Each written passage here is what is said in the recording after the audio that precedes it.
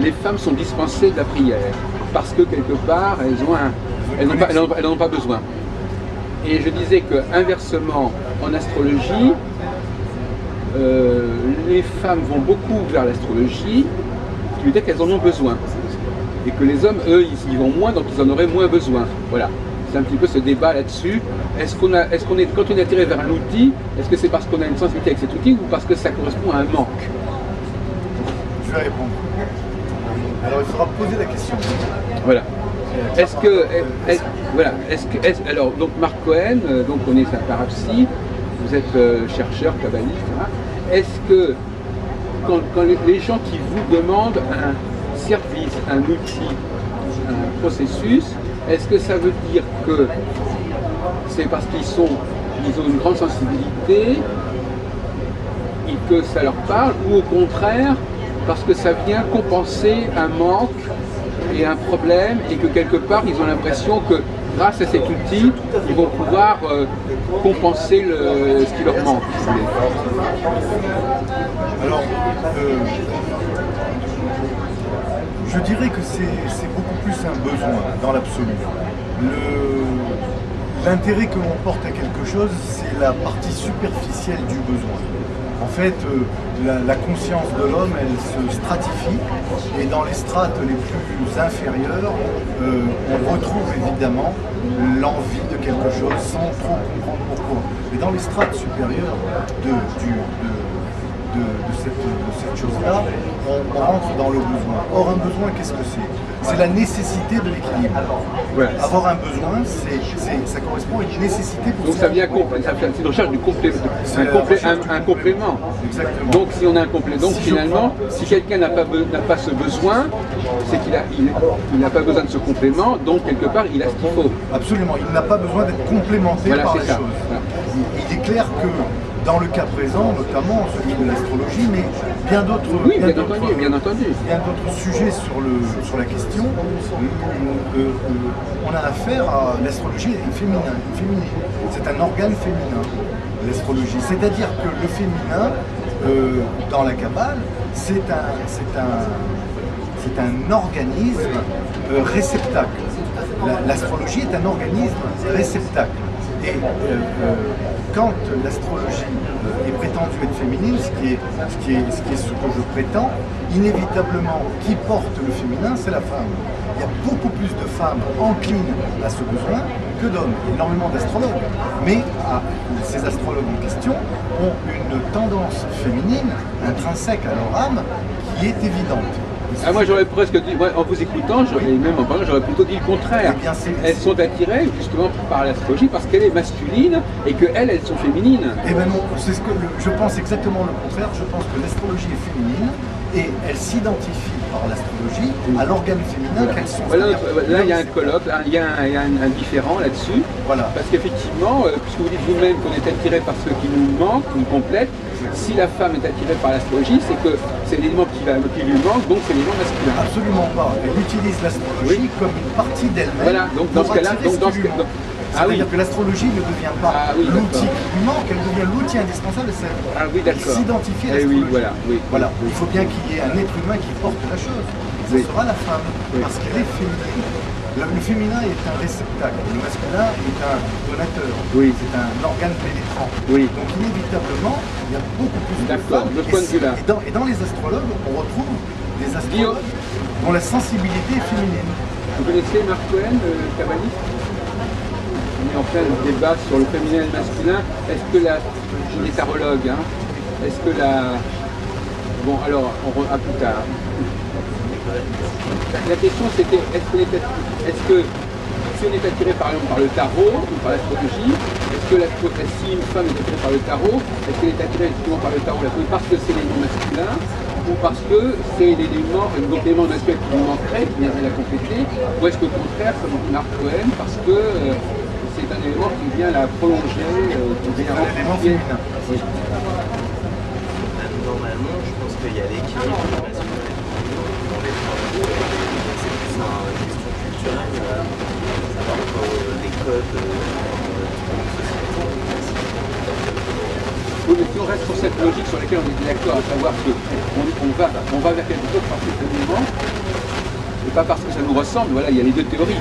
Vous parlez d'identification ou au contraire de représentation de quelque chose qui nous fait défaut.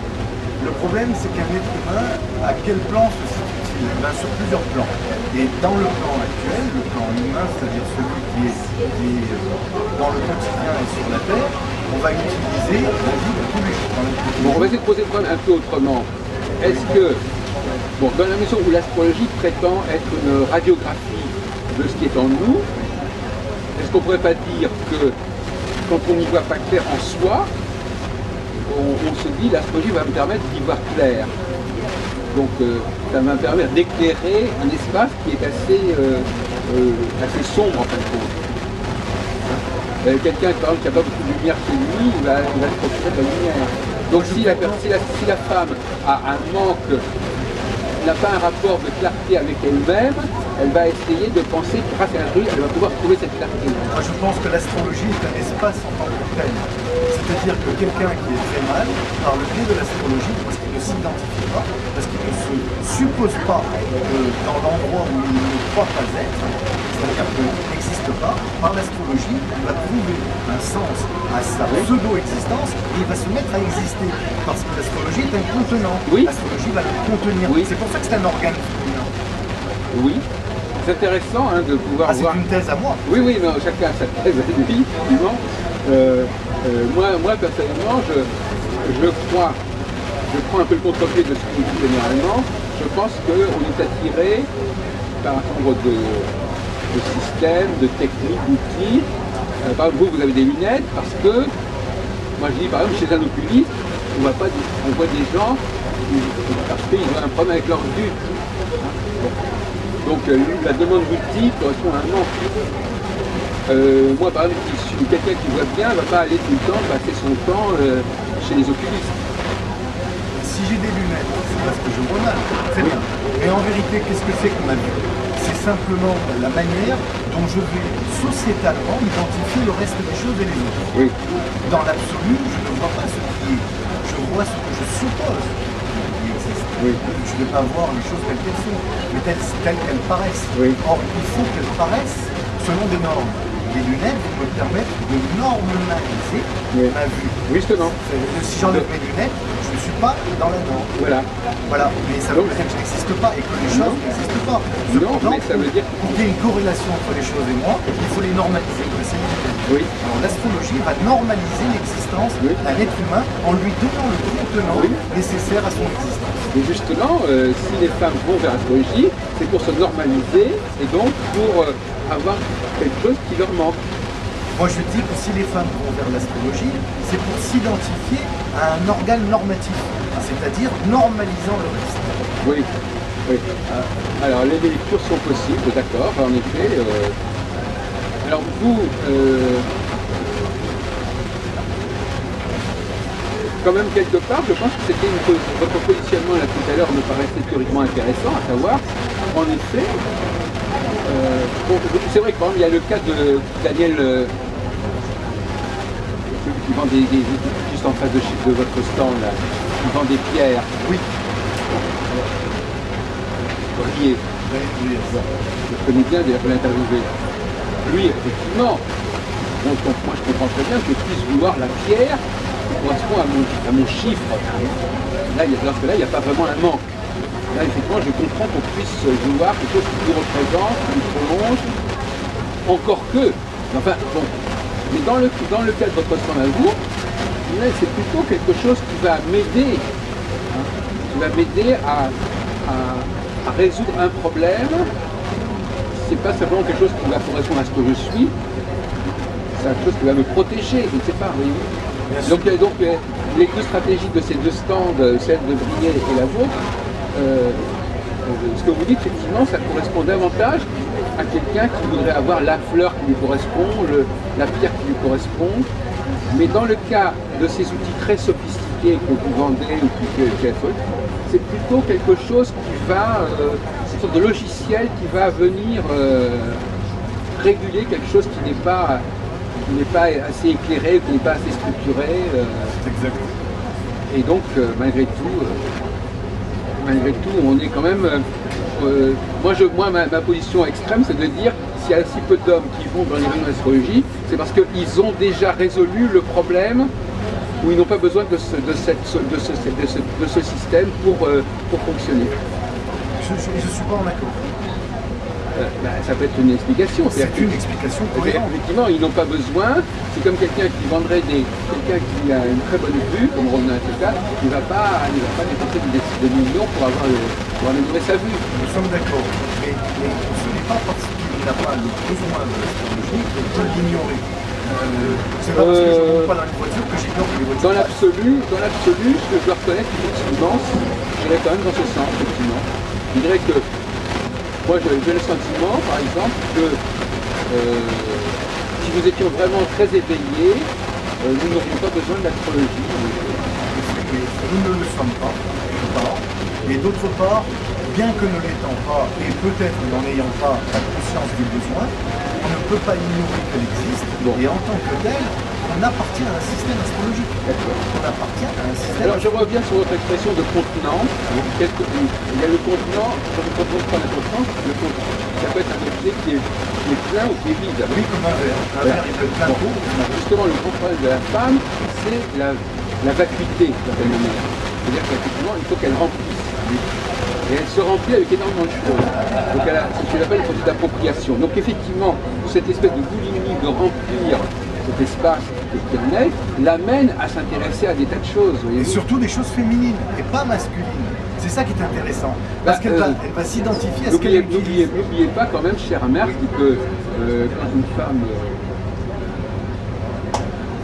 accueille le sexe d'un homme, oui. c'est quand même l'élément masculin qui vient la remplir. Eh bien, l'astrologue va accueillir le client.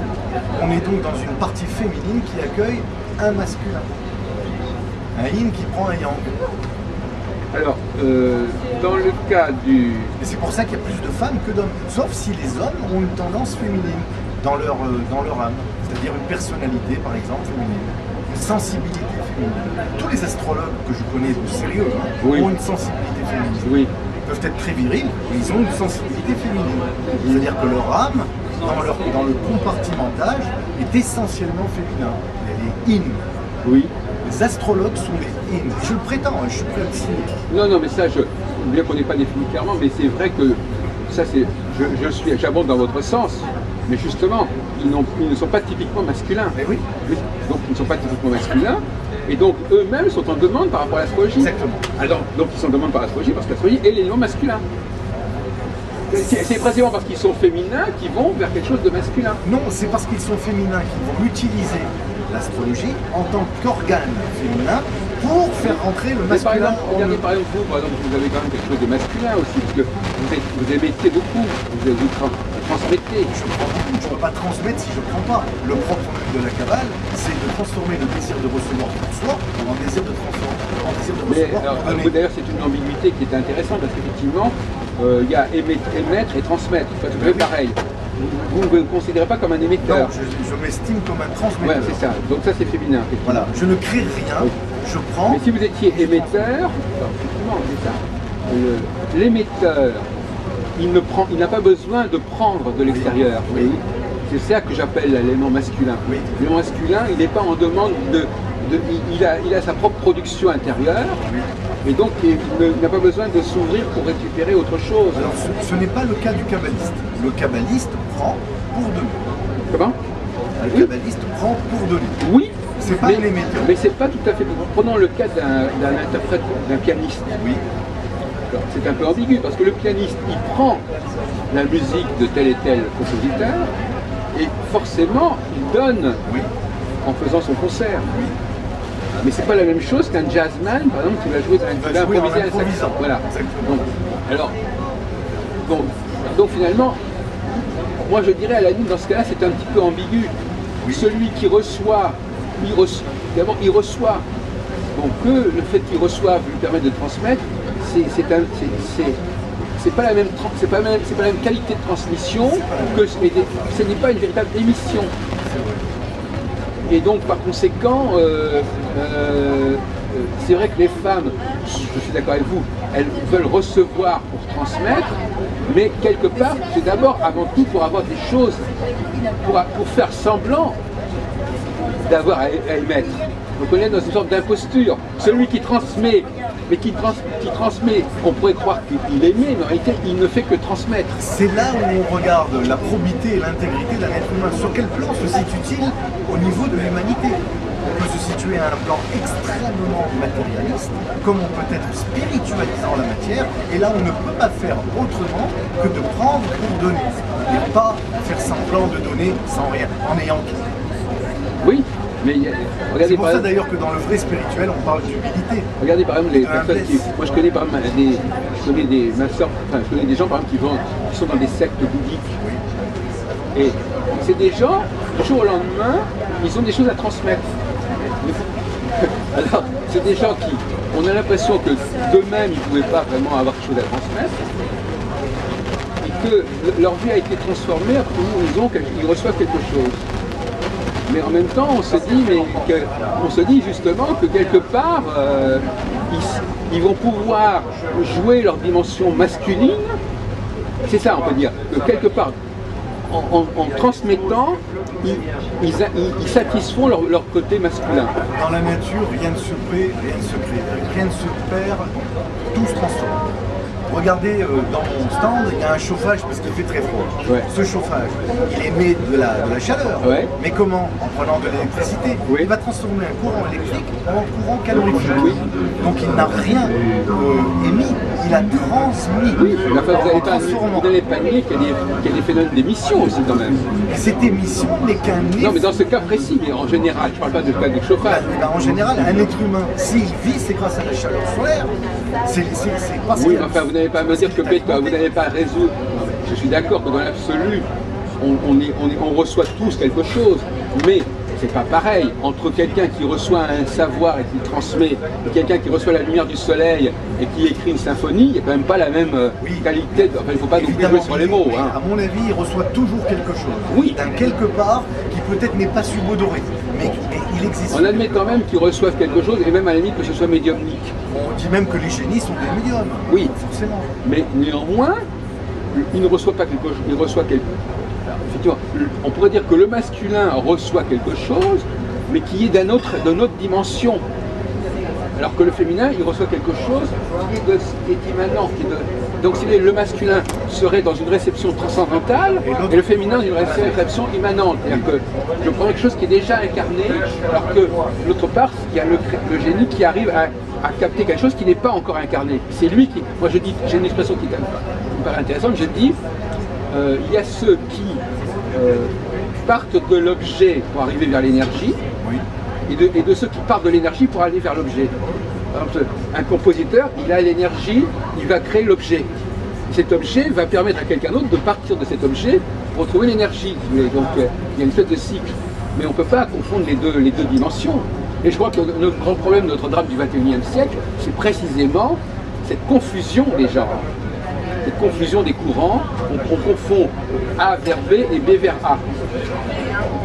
C'est un problème de permutation. C'est un problème strictement mathématique en définitive. La permutation est un élément mathématique. Alors oui, vous qui êtes mathématicien, voilà. Justement, alors essayez d'apporter vos lumières mathématiques à notre discussion. Je pense qu'un être humain reçoit et donne. Il peut recevoir et donner directement, comme il peut recevoir et donner en transformant. Oui. Mais jamais il donnera quelque chose d'original en lui. C'est impossible. Ah oui. Voilà, c'est tout. Ma thèse, elle est là. Ouais. Donc, je pars du principe que la parapsychologie, dans toute sa généralité, est féminine. C'est pour ça que les femmes l'utilisent. Il y a plus de femmes que d'hommes. Elle est féminine, parce qu'elle permet de recevoir. Oui. Et quand on aura admis ça, il y aura beaucoup plus de clients, parce qu'ils seront mieux reçus. Tant qu'on pensera que c'est un organe masculin, il y aura moins de clients, on les repousse. Bon, enfin, on a fait le tour du problème. En tout cas, c'est ma thèse. Oui, non, mais de toute façon, on a vu que c'est deux thèses qui s'opposent. Je crois que c'est bon, je suis content de cette discussion. Voilà, Jacques. Merci.